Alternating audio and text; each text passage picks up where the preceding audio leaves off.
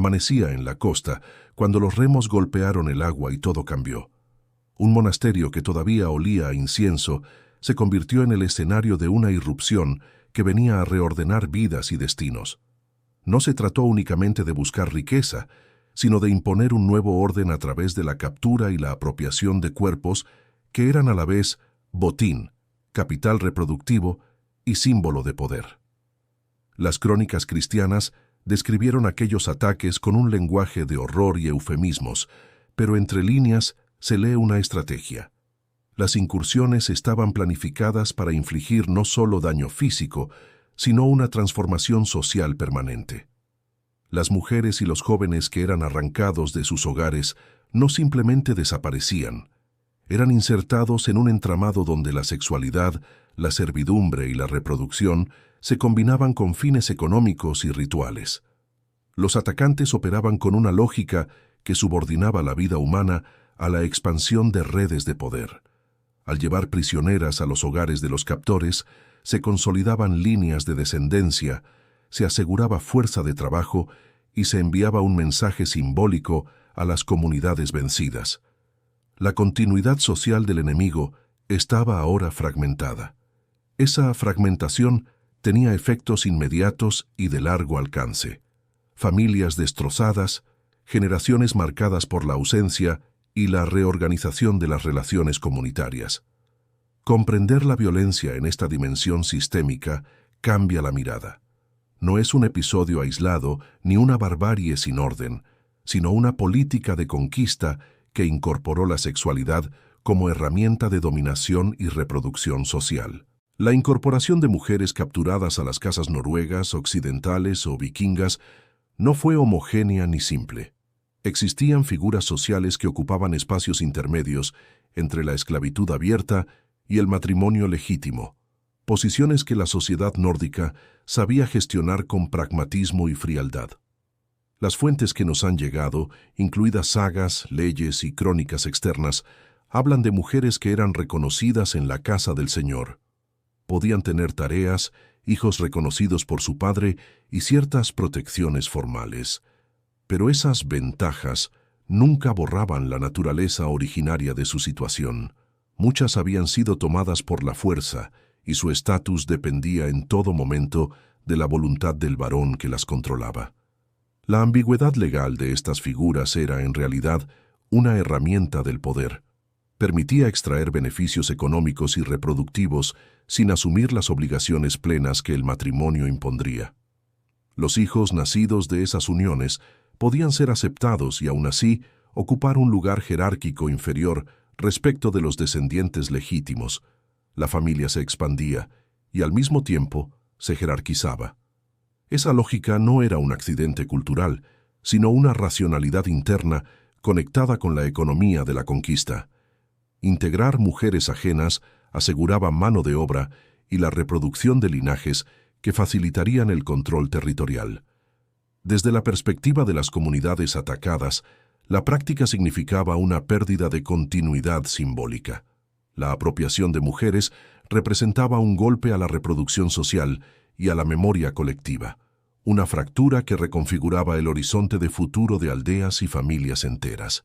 La dimensión ritual y pública de algunos de estos actos revela una intención adicional: humillar, anular la identidad y festejar la demostración de poder frente a la propia comunidad.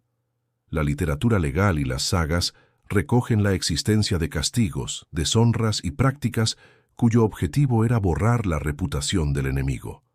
El concepto del nid, la mancha del honor, muestra cómo la masculinidad era un valor central que podía arraigarse a través de actos destinados a feminizar o degradar simbólicamente al derrotado. Esa dinámica se traducía en prácticas que no buscaban el placer, sino la destrucción de la dignidad. Someter a prisioneros a situaciones públicas que los colocaban fuera de la comunidad de honor era en sí una forma de aniquilación social. Del otro lado, los relatos de testigos contemporáneos apuntan a rituales funerarios y ceremoniales en los que la muerte y la servidumbre convergían. La participación de personas subordinadas en estos ritos no siempre puede reducirse a una lectura de sadismo gratuito, sino que también se inscribe en cosmovisiones donde el servicio post-mortem al líder tenía una significación religiosa y política, aunque implícitamente aceptara la coerción. Esa mezcla de rito, política y violencia hace que la lectura de las fuentes sea delicada. Algunos cronistas exageraron por razones morales o religiosas, otros describieron con crudeza sin entender la lógica cultural. Aún así, la convergencia de testimonios muestra que la humillación pública y la instrumentalización de cuerpos fueron prácticas con rol funcional en ciertas sociedades nórdicas. El testimonio de observadores externos añade una capa inquietante. Viajeros y diplomáticos que se toparon con rituales y costumbres ajenas registraron escenas que, para ojos foráneos, aparecían indecibles. Un relato famoso proviene de un cronista que describió funerales en la cuenca del Volga, donde la muerte de un líder iba acompañada por una ceremonia prolongada en la que mujeres esclavas y subordinadas eran movilizadas como parte de la liturgia del luto y la gloria colectiva del difunto. La interpretación de esos textos es un campo de debate entre historiadores. Algunos los leen como evidencia de sacrificio humano coercitivo y de prácticas sexuales ritualizadas. Otros reclaman cautela, pidiendo contextualizar el comportamiento ritual y diferenciar entre observación sensacionalista y realidad cultural. Sin embargo, aun con reservas críticas, la fuerza del testimonio radica en mostrar que la comunidad convertía la muerte del poderoso en un acto colectivo donde el cuerpo de los subordinados servía para reasegurar la jerarquía y la memoria. La entrega de vidas al servicio del muerto era presentada socialmente como un honor, aunque desde nuestra óptica contemporánea se lea como coerción y violencia. El problema historiográfico es que la fuente externa no siempre comprende las cosmologías locales, pero tampoco las inventa. Por eso, cuando la arqueología empieza a mostrar evidencias coherentes con algunas partes de esos relatos, la hipótesis de la existencia de sacrificios o de rituales con componente sexual coercitivo gana peso y obliga a integrar la narrativa literaria con la evidencia material. La arqueología, puesta al servicio de la crítica histórica, ha ido develando complementos materiales a las narrativas escritas. Tumbas con ricas ofrendas, barcos funerarios y entierros donde la presencia de individuos subordinados junto a líderes sugiere prácticas de alta carga simbólica. No todas las tumbas con compañeras femeninas indican violencia. Hay hallazgos de mujeres con estatus propio, enterradas con ostentación y respeto. Sin embargo, existen casos donde la evidencia ósea muestra señales de trauma compatibles con violencia física, y contextos donde la disposición de los restos y la riqueza del ajuar apuntan a prácticas que no eran exclusivamente honoríficas, sino que podían incluir coerción. Interpretar estos yacimientos exige prudencia frente al anacronismo, pero la coincidencia entre relatos literarios y ciertos patrones arqueológicos, como entierros en barcos, restos con signos de muerte violenta y contextos rituales complejos, obliga a mirar la historia vikinga en sus dos caras, la del logro material y artístico y la de una estructura social capaz de naturalizar la dominación. Además, la arqueología revela la sofisticación material de estas sociedades, barcos, herramientas, rutas comerciales, que permitía que la captura y el transporte de personas se convirtieran en parte de una economía estructurada, no en reacciones esporádicas. La logística detrás de las incursiones no admite la imagen romántica de saqueos desordenados. Los raids estuvieron articulados a redes de transporte, mercados y rutas que hicieron del comercio de personas una actividad con regularidad. Desde centros urbanos como Dublín o York hasta entornos mercantiles en la costa, la arqueología y la documentación indican que la captura, tránsito y venta de cautivos era una pieza del engranaje económico.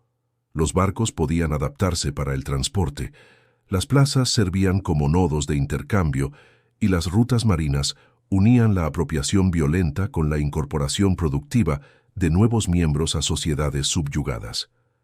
Esa dimensión económica explica por qué la práctica fue persistente y por qué su impacto demográfico y cultural fue tan grande.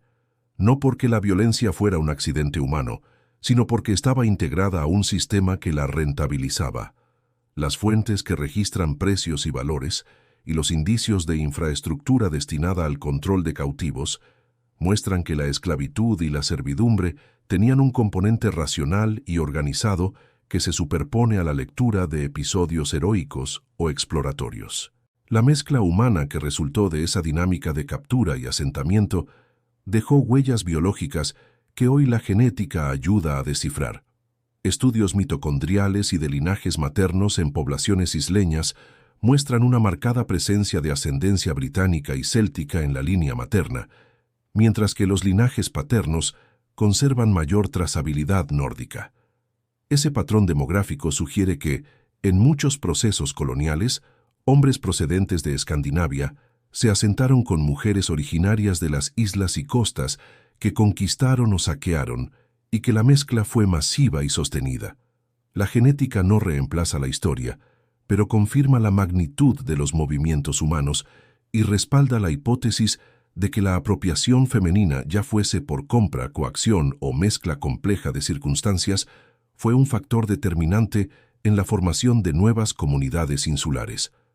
Desde la perspectiva de quienes vivieron el proceso, esto fue tanto pérdida como imposición. Pérdida de comunidades y redes originarias, imposición de nuevas estructuras de parentesco y de memoria genética que todavía hoy hablan del alcance de aquellas dinámicas de conquista. El impacto cultural y psicosocial fue profundo y multifacético. Las comunidades costeras se adaptaron desarrollando estrategias para minimizar la pérdida, esconder a las personas vulnerables, reorganizar la vida social según los ciclos de riesgo e incluso modificar la apariencia de las jóvenes para hacerlas menos apetecibles ante posibles atacantes. Estas respuestas, tristes y pragmáticas, muestran la capacidad humana de resistencia y adaptación frente al terror cotidiano. También revelan el grado de traumatización colectiva que unas generaciones transmitieron a otras.